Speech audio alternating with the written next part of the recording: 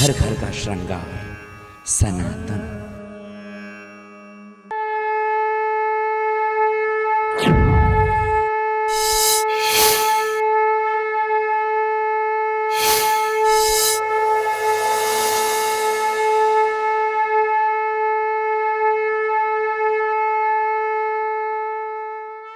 तो मैं तो दर्शकों से अभी यही कहना तो उम्र चाहूंगा के लिए मैं आपकी बात को जी। कर दूं, क्योंकि बात थोड़ा सा लंबा हो गई घूम फिर के। इसमें इसे तो हम बोलते हैं 0 आवर से हम बच्चे को ले रहे हैं, लेकिन चूंकि ये कार्यक्रम है, कार्यक्रम में कुछ रख रखाव और तमाम निर्माण की अपनी बाध्यताएं हैं, जी। तो मिनिमम बच्चा 8 साल का होना चाहिए जो इस कार्यक्रम का हिस्सा बन सकता है। जो 8 के बाद 8 से लेकर के 15 साल तक, 8 से 15 के बाद में फिर 15 प्लस टू 30, फिर 30 प्लस टू, इस तरीके से हमने 5 कैटेगरी में इसको डिवाइड किया हुआ है। जी। दूसरा एक सबसे खास बात इस रियलिटी शो की ये है, मेरे ख्याल से किसी और कार्यक्रम में अभी ये नहीं है, हम लोग पहली बार इसे इम्प्लीमेंट कर रहे हैं, लेकिन दावा ये नहीं कर रहे कि हम ही लोग पहली बार कर रहे हैं, क्योंकि ऐसा सुझाव हमें दर्शकों की तरफ से मिला, हमारे वेल विशर्स की तरफ से मिला, तो वो हमने अपने यहाँ इम्प्लीमेंट करने की कोशिश की है। मेल और फीमेल दोनों का अलग अलग कंपटीशन होगा। जी।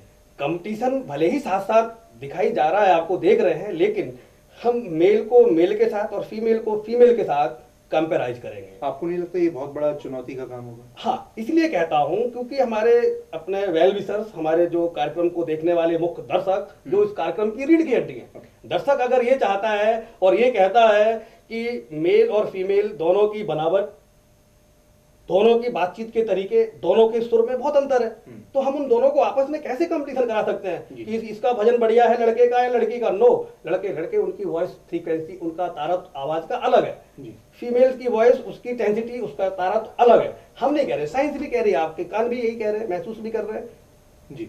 तो मेल का मेल के साथ, फीमेल का फीमेल के साथ कंपटीशन होगा जी। प्रोग्राम ज्वाइंटली बनेगा, ज्वाइंटली दिखाया जाएगा जी, लेकिन कंपटीशन जिसे हम कहते हैं, प्रतियोगिता जो है, वो अलग है। दिखाने की बात जो हुई, प्रसारित होने की बात, ये जो बात मैं आपसे कर रहा था ऑफलाइन, तो आप हमारे दर्शकों को बताएं कि आपने 118 चैनलों के बारे में भी कुछ जिक्र कर रहे थे कि ये प्रसारित होगा कुछ, और हम आगे इसको आगे लेकर जाएंगे, दूसरे चैनल्स पर भी हम दिखाएंगे। चलिए, आपने बड़ी कॉमर्शियल बात कह दी जी। चलिए, आध्यात्मिक चर्चा में वो कॉमर्शियल बात भी मैं बता देता हूँ। चूंकि सारी चीजें आध्यात्मिक हैं, तो ये कारोबार भी कॉमर्शियल है, तो वो भी तो आध्यात्मिक होना चाहिए। ये कार्यक्रम अभी आप सनातन टीवी पर देख रहे हैं, कौन बनेगा भजन सम्राट। कौन बनेगा भजन सम्राट को पूर्णतः समझने के लिए कि आखिर में ये कौन बनेगा भजन सम्राट का रियल कॉन्सेप्ट, रियल थीम है क्या जी, इसको जानने के लिए इसी से जुड़े हुए, इसी के जो दूसरे अंग हैं, वो है 108 अलग कार्यक्रम। उन पूरे 108 कार्यक्रमों को भी आपको देखना और समझना पड़ेगा, तब आप इसके उस चमत्कारिक स्वरूप को समझ पाएंगे कौन बनेगा भजन सम्राट के, कि आखिर में मैं जो ये बातें कह रहा हूं कि ये कौन बनेगा भजन सम्राट में मिरेकल्स होंगे जी, वाकई मिरेकल्स होंगे क्या हो रहे हैं, चमत्कार ही हो रहे हैं। वो चमत्कार क्या क्या हो रहे हैं मैं नहीं बता सकता। क्यों बताऊं? जो चीज आपको अनुभव करने की, आप खुद अनुभव कीजिए। कोई मैं नजूमी हूं ऐसा आपको बताने के लिए बताऊं? क्यों बताऊं?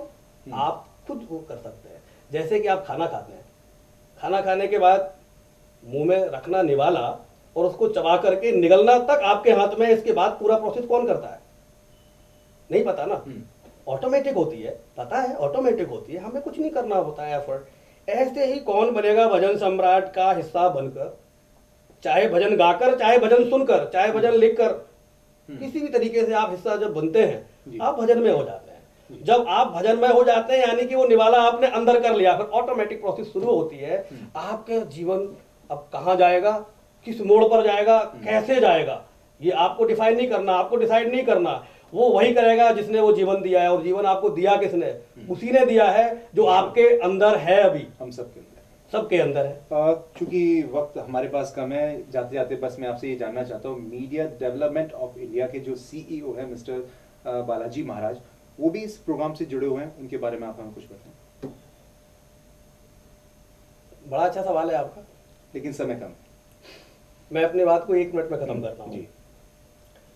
जो श्री बालाजी महाराज की जो चर्चा है, जो इस मीडिया डेवलपमेंट ऑफ इंडिया के सीईओ है और चेयरमैन है, वो एक बहुत ही दिव्य विभूति है जी। दिव्य विभूति बोले तो एक ये भी बात बड़ी ही मिरेकलपूर्ण है कि एक ऐसी शख्सियत जिसको आप, मैं कहूं कि आप सीधी नंगी आंखों से नहीं देख सकते, सीधे सीधे उसे आप नहीं देख सकते, लेकिन अगर आप उसके बताए हुए तरीके को अपनाते हैं तो आप उससे साक्षात्कार कर सकते हैं जी, और उसको ट्रांसफॉर्म करके अपने सामने देख सकते हैं। ऐसी शख्सियत का नाम है श्री बालाजी महाराज। इनको लोग आध्यात्मिक स्तर पर हनुमान जी से भी जोड़कर देखते हैं। बालाजी महाराज के नाम से बहुत सारे देव स्थल, तीर्थ स्थल भी हैं। और आज की तारीख में पंचमुखी बालाजी का स्वरूप जागृत है। जो आध्यात्मिक जगत से जुड़े हुए लोग हैं वो इस चीज को जानते भी हैं। जो नहीं जानते हैं बावजूद इसके, जैसे खाना खाने के बाद क्या सिस्टम होता है, कोई जाने या ना जाने बट होता है, ऐसे ही सनातन सभ्यता को, सनातन संस्कृति को संजोकर रखना, बचाकर रखना, उनके बीजों को अगले काल तक, अगले चरण तक जो एक प्रकृति का एक अपना नेचर का सिस्टम है, ट्रांसफॉर्म करना कंटिन्यूअसली, जैसे मनु संहिता और तमाम जगह उसकी चर्चा मिलती है। हर जगह जो एक सबसे बड़ा रोल रहा है महाकाल का, और महाकाल के ही रुद्रावतार के ही जो 11वें अवतार हनुमान जी हैं, जिनको बालाजी महाराज के रूप में भी लोग जानते हैं, उनके बारे में किंवदंती नहीं है, ये सत्य है, सच्चाई है, तो आज भी सशरीर है लेकिन दिव्य स्वरूप में है। जब कोई साधक इस तरीके से भजन में हो जाता है, श्री राम में हो जाता है, तो वो दिव्य स्वरूप उसके अंदर प्रवेश कर जाता है, वो ट्रांसफॉर्म हो जाता है। तो मीडिया डेवलपमेंट ऑफ इंडिया में वही बालाजी महाराज, जिनको आप मिस्टर बालाजी महाराज कह रहे हैं, वही बालाजी महाराज, वही दिव्य स्वरूप ट्रांसफॉर्म होता है। और ये ट्रांसफॉर्मेशन आज तक किसी कैमरे ने कैद नहीं की है। वो मैं आपको इस कार्यक्रम के दौरान कैमरे में कैद दिखाऊंगा, जिसे लोग चमत्कार भी कह सकते हैं जी। लेकिन मैं ये नहीं कहता हूँ चमत्कार है, ये एक सिंपल प्रोसेस है, सिंपल व्यवहारिक जीवन की चर्चा है, सिंपल व्यवहारिकता है जी। जो भजन सम्राट के रूप में आप लोगों के बीच में, हमारे जो भी पार्टिसिपेंट्स हैं उनके रूप में बालाजी महाराज के दर्शन होंगे। थोड़ा सा मौका मैम को भी दे देते, क्योंकि आप ये जो है बातें बहुत अथाह भंडार है चूंकि आपके पास, और मैं ये जानना चाहता हूँ क्योंकि समय कम है हमारे पास, और जो हमारे श्रोता हैं इस कार्यक्रम से जुड़ना चाहते हैं, जो प्रतिभागी हैं, उनको आप क्या संदेश देना चाहती हैं कि किस तरीके से वो तैयार होकर इस कार्यक्रम से जुड़े?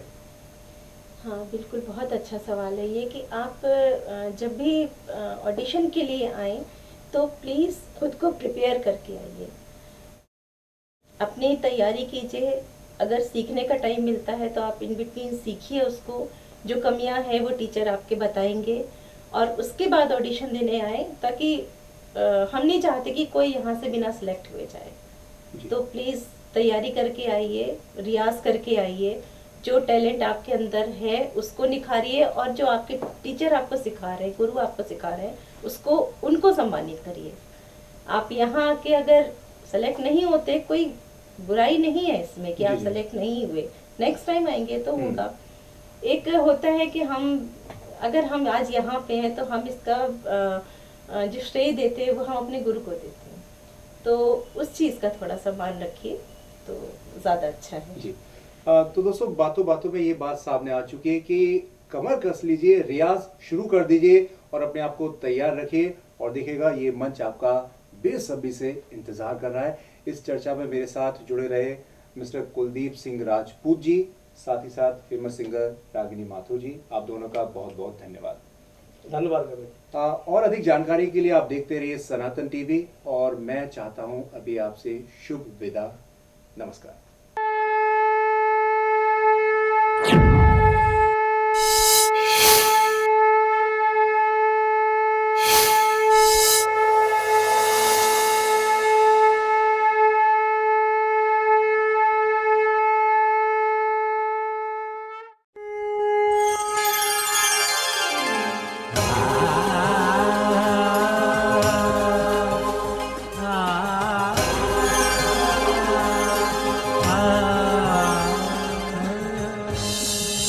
घर घर का श्रृंगार, सनातन।